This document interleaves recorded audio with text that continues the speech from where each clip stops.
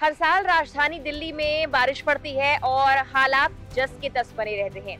कहने का मतलब यह है कि सड़कों पर तो आप पानी देखते ही हैं, लेकिन सबसे ज्यादा प्रभावित होते हैं दिल्ली में यमुना किनारे रहने वाले लोग, क्योंकि जब हथिनीकुंड बैराज से पानी छोड़ा जाता है तो ये लोग बेघर हो जाते हैं। इन लोगों को या तो अस्थायी टेंटों में भेज दिया जाता है या फिर कुछ कहीं और जाने के लिए मजबूर हो जाते हैं। ऐसे ही कुछ लोगों की कहानियां आज हम जानने के लिए आईटीओ के पास पहुंचे हैं, जहां पर यमुना किनारे कुछ लोग रहते हैं। उनसे बात करेंगे, जानेंगे कि ये बारिश उनके लिए आखिर क्या लेकर आएगी, कौन सा नया ठिकाना होगा जहां पर इस बार उन्हें जाना पड़ेगा। चलिए मेरे साथ।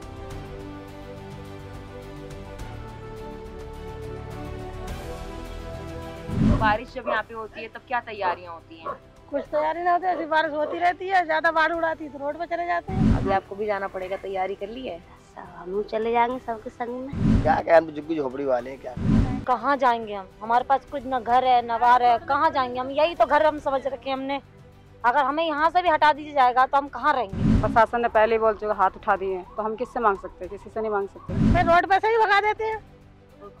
हाँ, रोड पे से डंडा लेकर रखा दे पुलिस वाले। परेशानियाँ होती है, पर किसको बोले, क्या क्या बताओ, गरीब आदमी कौन सुनता है। दरअसल ये जो इलाका है ये लगभग बाढ़ग्रस्त इलाका माना जाता है। यहाँ पर जब भी बारिश होती है, हथिनीकुंड बैराज से पानी छोड़ा जाता है तो पानी भर जाता है। यमुना के किनारे वाला इलाका माना जाता है।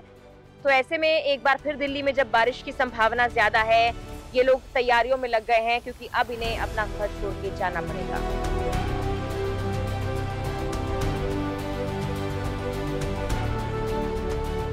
क्या नाम है आपका? कब से रह रही हैं यहाँ पे? 5-6 साल हो गए। 5-6 साल। पहले उधर रहते, उधर सब इधर आ गए। अच्छा, तो बारिश जब यहाँ पे होती है तब क्या तैयारियां होती हैं?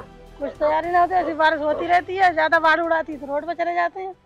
और कितनी बार ऐसा हुआ है कि मतलब 5 साल में आप यहाँ पे रही हो और हर साल पानी आता, हर साल। तो हर साल आपको अपना घर छोड़ के जाना पड़ता है? घर छोड़ के, हाँ घर छोड़ के जाते, रोड पर रहते हैं। रोड पे रहते हैं? हाँ। तो ये सरकार व्यवस्था करती है या आप खुद करते हैं? सरकार का व्यवस्था करती, पानी वानी ऐसे लाते रहते हैं, अपने आप खाते पीते कमाते हैं, क्या करें? जब बारिश आएगी, घर छोड़ना पड़ेगा, फिर से नई जगह पे जाना पड़ेगा। हाँ। तो कैसे मैनेज करते हैं? कैसे परेशान, 6 महीने परेशानी होती, दिक्कत होती बहुत, खाने पीने की। वैसे भी अभी फिर बारिश होने वाली है। बारिश उन्होंने पानी को भी बताते आने वाला है। फिर क्या करेंगे? रोड पर ही रहेंगे, क्या करेंगे? अब बच्चे पढ़ रहे हैं, बच्चे की पढ़ाई थोड़ी ना छोड़ देंगे, कहीं ना कहीं तो रहेंगे ही रहेंगे। रोड पे से ही भगा देते हैं। रोड पे से भगा देते हैं? हाँ, रोड पे से डंडा लेकर रखा दे पुलिस वाले का सभी भगाते हैं। तो प्रशासन से कोई मदद नहीं मिलती है? कभी किसी से कोई आया हो यहाँ पर, कोई अधिकारी, कभी बात की हो? नहीं, कभी नहीं आए। आते हैं, बात करना, नाम लिख के ले जाते, चले जाते बस। कि कोई सुविधा सरकार से मिलेगी तब आएंगे, तो लौट के वापस आते ही नहीं। क्या नाम है आपका? सोमपाल।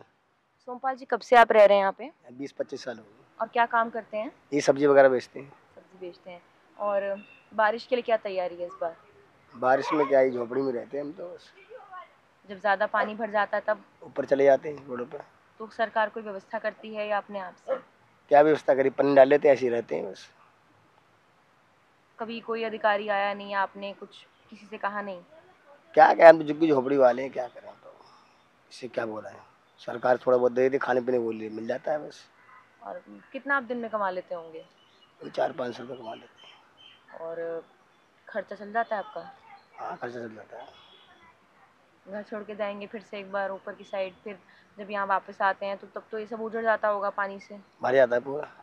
तो दोबारा से घर बनाते हैं? दोबारा से बनाते हैं, सूख जाता है जब।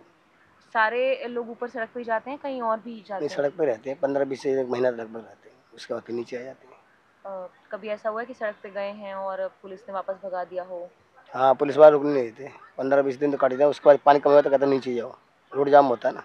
और जब भी ये बता रही हैं, अभी आंटी बता रही हैं कि सांप भी निकलते हैं, बीमारियां होती हैं। हाँ, सांप तो निकलते हैं, दवाइयाँ वगैरह टेंट लगा देते हैं, दवाई तो मिल जाती है सरकार की। बारिश आने वाली है, फिर कभी ऐसा अभी मतलब 1 साल में हुआ है कि यहाँ से ऊपर सड़क की तरफ जाके रहना पड़ा हो? पहले सब लोग जाते होंगे, हमें क्या पता। अभी आपको भी जाना पड़ेगा, तैयारी कर ली है? सब हम चले जाएंगे सबके संग में। अच्छा, यहाँ महिलाओं को क्या दिक्कतें आती हैं? मतलब जाहिर सी बात है, अभी वो बता रही हैं कि बीमारियां भी हो जाती हैं, यहाँ सांप निकल रहे हैं। सांप बहुत लग रहा है, हम तो झुग्गी में दसते नहीं हैं, बाहर बैठ रहे थे पूरे दिन। अच्छा, तो फिर जब रात को सोते हैं? रात को भी डर लगता है। बारिश हो रही है, पानी और आएगा फिर, और रोड पे जाएंगे, ऊपर रोड पे जाएंगी, वहाँ रह लेंगी? और रहना पड़ेगा मजबूरी में, पानी आएगा तो। कभी घर पे रही थी जब मायके में थी? ऐसे कभी घर नहीं। छोड़ना पड़ा था? नहीं आके ससुराल में फिर घर छोड़ना पड़ेगा, दूसरी जगह जाके पन्नी डाल के रहना पड़ेगा। मायके में कभी ना गई, ससुर में आके रहना पड़ रहा है, मजबूरी। और जब सब घरवार रह रहे हैं तो हम रहेंगे।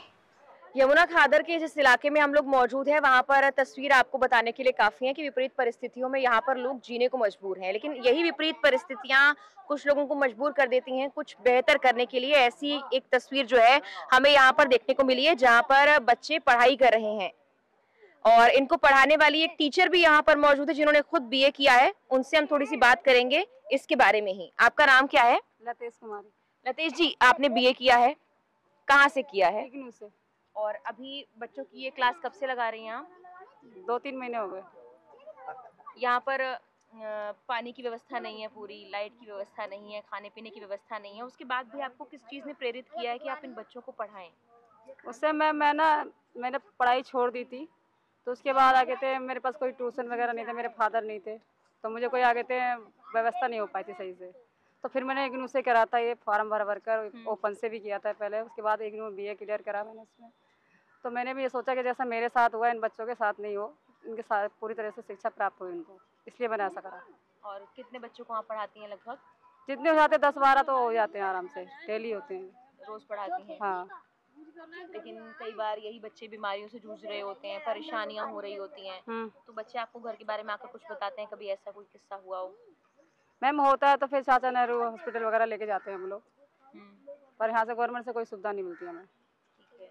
और जैसे वीडियो बहुत लोगों तक पहुँच रहा है, क्या आप किसी मदद की गुहार लगाना चाहेंगी कि इन बच्चों के भविष्य के लिए, पढ़ाई के लिए कोई आगे आकर मदद करे?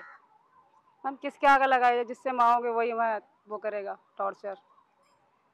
प्रशासन ने पहले ही बोल चुका, हाथ उठा दिए हैं, तो हम किससे मांग सकते हैं? किसी से नहीं मांग सकते।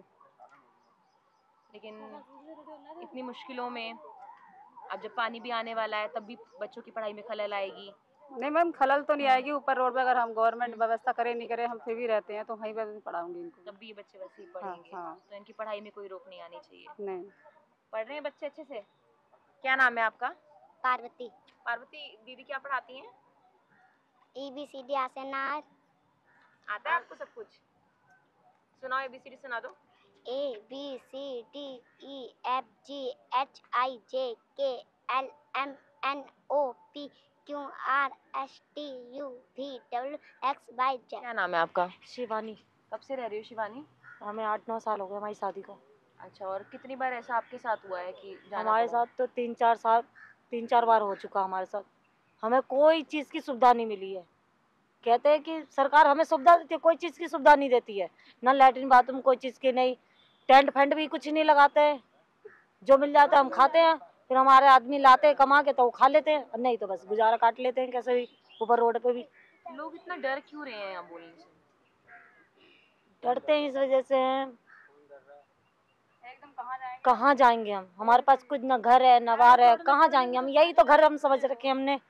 अगर हमें यहाँ से भी हटा दिया जाएगा तो हम कहाँ रहेंगे? लेकिन हटना तो आपको तभी पड़ता है जब बारिश आएगी, पानी भरेगा, हथनीकुंड बैराज से पानी छोड़ा जाएगा, तब भी आपको अपना घर छोड़ के जाना पड़ेगा। देखेंगे फिर मैडम, कहीं ना कहीं तो ठिकाना तो बनाएंगे ही। पानी आते हैं तो पानी को भगा देते हैं, आगे भाग जाओ, इनको पानी की कोई सुविधा नहीं मिलना चाहिए, इन्हें हटाओ यहाँ से, इनको भगाते हैं। हम यहाँ पर नीचे उतरे तो नीचे से भी भगा रहे थे हमें यहाँ पर। हम फिर भी लकड़ी वकड़ी काट के पन्नी अन्नी डाल के तब रहे। इतने बड़े बड़े सांप, बच्चे छोटे छोटे बच्चे मच्छरों में रहे, बीमार पड़ गए बच्चे, हम भी बीमार पड़ गए। एक तो सांप ने काट लिया, वो मर गई। हो सकता है ये वीडियो, ये कहानी जब आप तक पहुंचे तो यहाँ की तस्वीर बदल चुकी हो। जहाँ मैं फिलहाल मौजूद हूँ, यहाँ पर पानी भर चुका हो और यहाँ पर जो झुग्गी झोपड़ी बनी है वो अपना घर छोड़कर किसी और ठिकाने पर जाकर रहने के लिए मजबूर हो। और हम अपनी दूसरी कहानी पर निकल गए हों ये जानने के लिए कि इस तस्वीर के बदलने के बाद उन लोगों के नए ठिकाने की तस्वीर कैसी है।